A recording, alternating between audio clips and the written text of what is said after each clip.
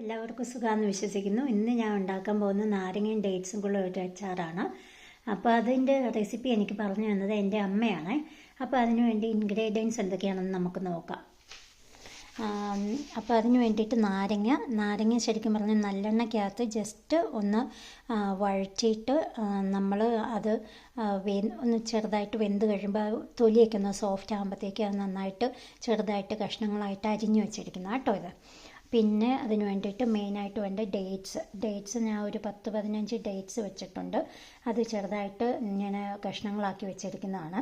പിന്നെ അതിൻ്റെ അകത്തേക്ക് വേണ്ടതെന്ന് പറയുന്നത് പച്ചമുളക് വേണം, പിന്നെ കരിയാപ്പില വേണം. കരിയാപ്പില ഇത് ഫ്രീസർ വെച്ചിരിക്കുന്നതാണ്, അത് കാരണമാണ് ഒരു കളറ് വ്യത്യാസം വന്നിരിക്കുന്നത്. പിന്നെ ഇതെന്ന് പറഞ്ഞാൽ വെളുത്തുള്ളിയും ഇഞ്ചിയും കൂടെയാണ് ഇത്. അപ്പോൾ അത് ഞാൻ ശരിക്കും പറഞ്ഞാൽ ഇത് ഈ നല്ലെണ്ണയ്ക്കകത്ത് തന്നെ അത് വറുത്തെടുത്തു. എന്നിട്ട് ആ നല്ലെണ്ണയ്ക്കകത്താണ് ഞാനിപ്പോൾ അച്ചാർ ഉണ്ടാക്കാൻ പോകുന്നത്. പിന്നെ അതിൻ്റെ അകത്തുനിന്ന് നല്ലെണ്ണയാണ് ഉപയോഗിക്കുന്നത്. പിന്നെ വിനാഗിരി വേണം നമുക്ക്. പിന്നെ ഇതിന് പിക്കിൾ പൗഡർ എന്ന് പറഞ്ഞാൽ ബ്രാഹ്മിൻസിൻ്റെ പിക്കിൾ പൗഡറാണ് ഉപയോഗിക്കുന്നത്. അപ്പോൾ അതാണ് അമ്മ പറഞ്ഞത്, അത് ഉപയോഗിച്ചാൽ വേറെ ഒന്നും ഉപയോഗിക്കണ്ടെന്നാണ് പറയുന്നത്. എനിവേ ഞാൻ ഇച്ചിരി കായം എടുത്തിട്ടുണ്ട്, കടുക് എടുത്തിട്ടുണ്ട്, പിന്നെ ഉലുവയും പൊട്ടിക്കേണ്ട കാര്യമില്ലെന്നാണ് പറയുന്നത്, പക്ഷെ എന്നാലും ഞാൻ എടുത്തിട്ടുണ്ട്. പിന്നെ ഒരു സോൾട്ടും വേണം ആവശ്യത്തിന്. അപ്പോൾ നമുക്ക് എന്ത് ചെയ്യാം, ഇതാണ് ഞാൻ ഇഞ്ചിയും വെളുത്തുള്ളിയും വറുത്ത നല്ലെണ്ണ. ആ നല്ലെണ്ണ കൊണ്ടാണ് ഞാൻ ഉണ്ടാക്കാൻ പോകുന്നത്. അപ്പോൾ ഞാനിനി ജസ്റ്റ് അടുപ്പൊക്കെ കത്തിച്ച് അത് ചൂടായി വരുമ്പോഴത്തേക്കും ഞാൻ കാണിക്കാവേ. ഞാൻ എണ്ണ ഒഴിച്ച് പാനിൽ അത് ചൂടായി വന്നിട്ടുണ്ട്. അത് ശരിക്കും പറഞ്ഞിട്ടുണ്ടെങ്കിൽ ആ ഇഞ്ചിയും വെളുത്തുള്ളിയും കൂടെ നമ്മൾ വറുത്ത് മാറ്റിയ നല്ലെണ്ണയാണ് ഉപയോഗിച്ചിരിക്കുന്നത്. അതിൻ്റെ അകത്തേക്ക് ഞാനിപ്പോൾ ഒരു ടീസ്പൂൺ മതി, 2 ടീസ്പൂണ് ഇതിടാൻ പോവുകയാണ്, കടുക് ഇടാൻ പോവുകയാണ്.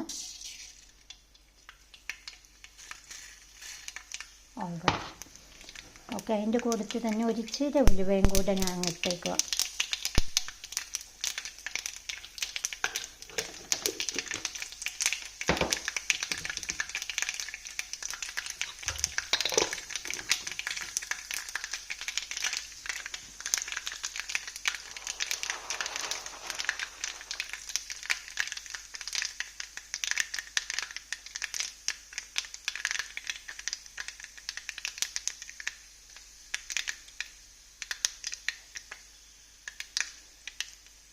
കടുക് ഉലുവയൊക്കെ ഏകദേശം പൊട്ടി വന്നിട്ടുണ്ട്.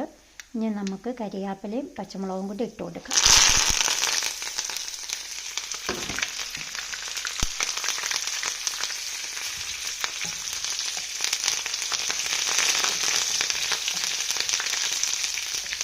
ഏകദേശം ആയി കഴിയുമ്പോഴത്തേക്ക് നമുക്കിത് പച്ചമണം മാറുന്നതിന് വരെ ഒന്ന് ജസ്റ്റ് ഒന്ന് ഇളക്കി കൊടുക്കുക. തീ ഒരു ലോ ഫ്ലെയിമിലേക്ക് മാറ്റുന്നതായിരിക്കും കേട്ടോ. പിന്നെ നമുക്ക് ഈ വറുത്ത് വെച്ചിരിക്കുന്ന വെളുത്തുള്ളിയും പിന്നെ ആണെങ്കിൽ ഇഞ്ചി അതിൻ്റെ അകത്തേക്ക് ഇട്ട് കൊടുക്കാവേ.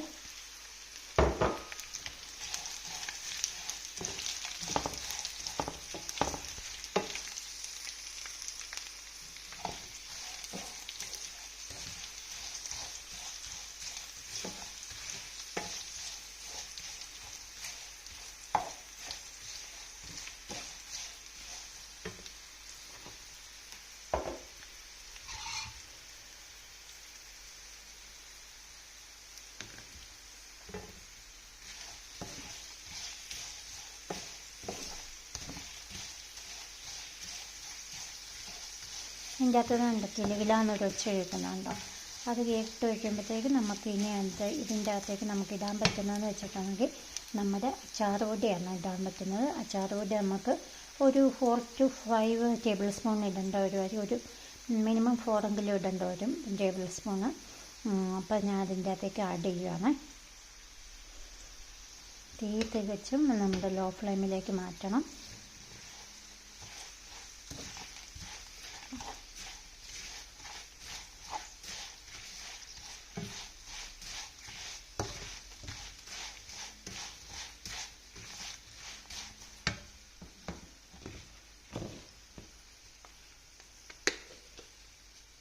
ഇച്ചിരി ഒരു കായപ്പൊടിയും കൂടി നമുക്ക് ഇതിൻ്റെ അകത്തേക്ക് ആഡ് ചെയ്തേക്കാം.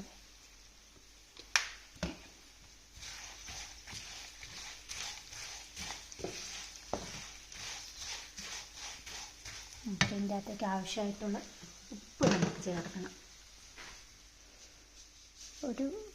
ഒരു ടീസ്പൂൺ ഉപ്പൊക്കെ മതി. പിന്നെ നമുക്ക് ഇതെല്ലാം ആഡ് ചെയ്തിട്ട് നമുക്ക് അവസാനം നോക്കാം ഉപ്പ് എങ്ങനെയാണ്, പാകമാണോ ഇതാണോ എന്നൊക്കെ നമുക്ക് നോക്കാവേ. പിന്നെ ഇതിൻ്റെ അകത്തേക്ക് നമുക്ക് 1 കപ്പ് വിനാഗിരി ചേർക്കണം കേട്ടോ. ഞാൻ ഒരു വിനാഗിരി ചേർക്കട്ടെ. 1 കപ്പ് വിനാഗിരിയാണ് ഞാൻ ചേർക്കാൻ പോകുന്നത് ഇതിൻ്റെ അകത്തേക്ക്.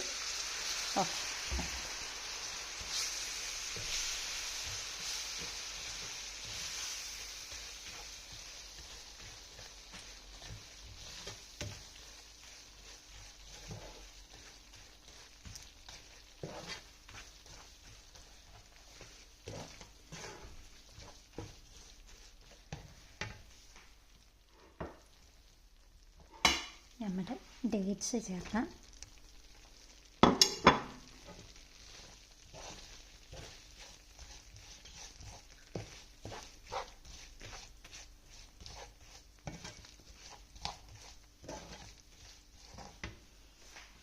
നമ്മുടെ നാരങ്ങയും കൂടെ ചേർക്കാം.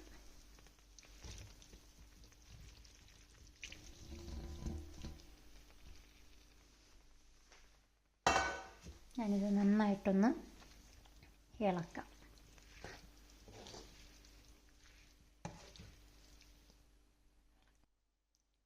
അപ്പോൾ ഞാനിത് നന്നായിട്ട് ഒന്ന് ഇളക്കി യോജിപ്പിച്ചിട്ടുണ്ട്. അപ്പം അതൊന്ന് ജസ്റ്റ് ഒന്ന് ചൂടാവണം, ഒരു ചെറുതായിട്ടൊന്ന് ചൂടാവണം. അത് കഴിയുമ്പോഴത്തേക്ക് ഓൾമോസ്റ്റ് നാരങ്ങാച്ചാർ റെഡിയായി. ഉപ്പൊക്കെ ഞാൻ നോക്കി, അത് പാകത്തിനാണ്. പിന്നെ ഇത് നമുക്ക് ശരിക്കും പറഞ്ഞിട്ടുണ്ടെങ്കിൽ ടിന്നിൻ്റെ അകത്ത് നമുക്ക് അടച്ച് ഒരു 10-15 ദിവസം കഴിഞ്ഞ് നമുക്ക് യൂസ് ചെയ്യാം. എന്നാലാണ് ശരിക്കും ഈ നാരങ്ങയുടെ ഈ തൊലിയൊക്കെ ഒന്നും കൂടി ഒന്ന് അലിഞ്ഞ്, അതുപോലെ തന്നെ ഈ ഡേറ്റ്സും ഒക്കെ ഒന്ന് ശരിക്കും മിക്സായിട്ട് വരുള്ളൂ.